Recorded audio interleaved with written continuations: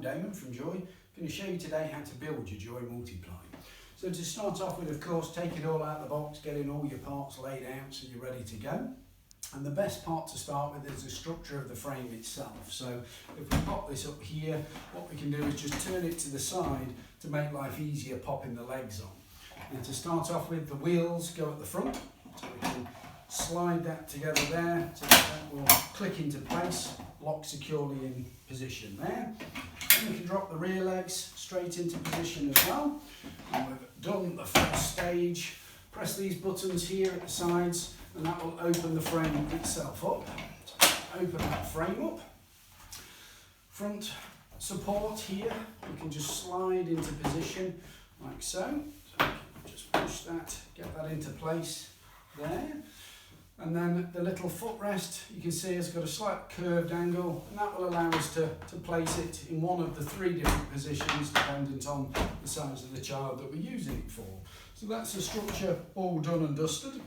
With regards to the seat itself, first of all we have to drop the backrest onto the seat and also drop the liner in. So start off with by popping the liner in place, so we can start by putting the shoulder straps through the liner. So drop those into position like so.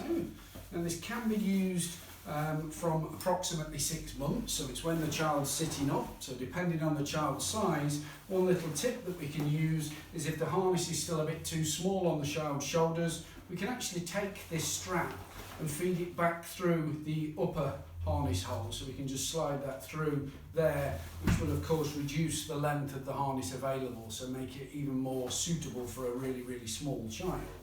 But as I say, when the child's sitting up is when it's designed to be started to use.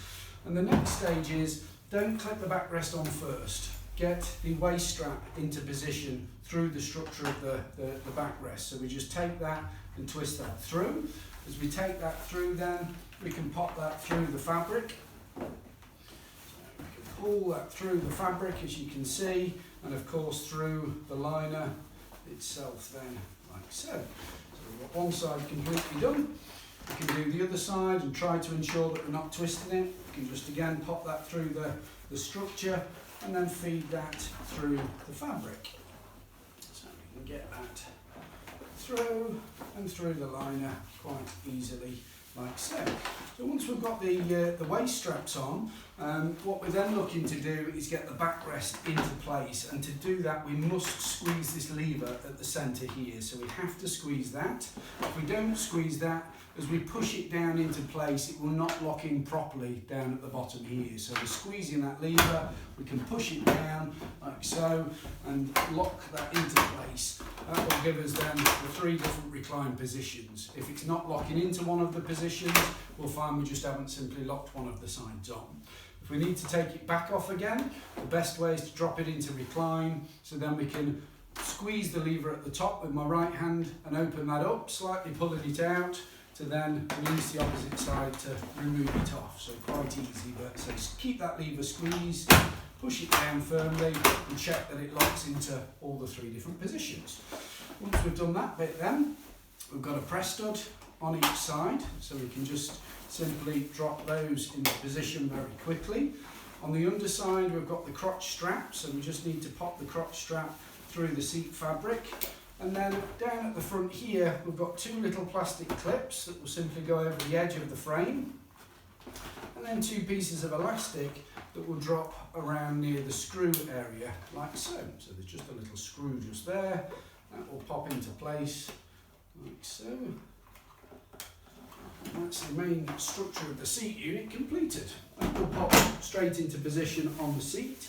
And of course, we can now connect all the harness sections up. So there is a little gap at the top of the waist bit that will allow the shoulder strap to clip in, to clip together.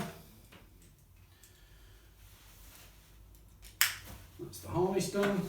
And then the tray comes built, so it's ready to go, but it does have an extra top section that can be removed, so there's just some little clips at the back end of it that will allow us to remove the top tray for cleaning purposes, etc.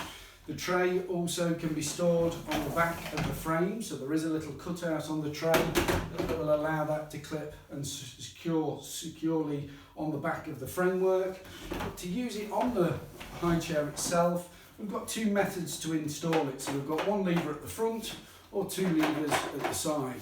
So we can of course just press that one there, put it onto the unit itself and ensure again that it's securely clipped in. We have got three different tray positions that we can use the product in. Removing again, we can use the sides or the front to remove it off. So that's how to build your Joie multiply.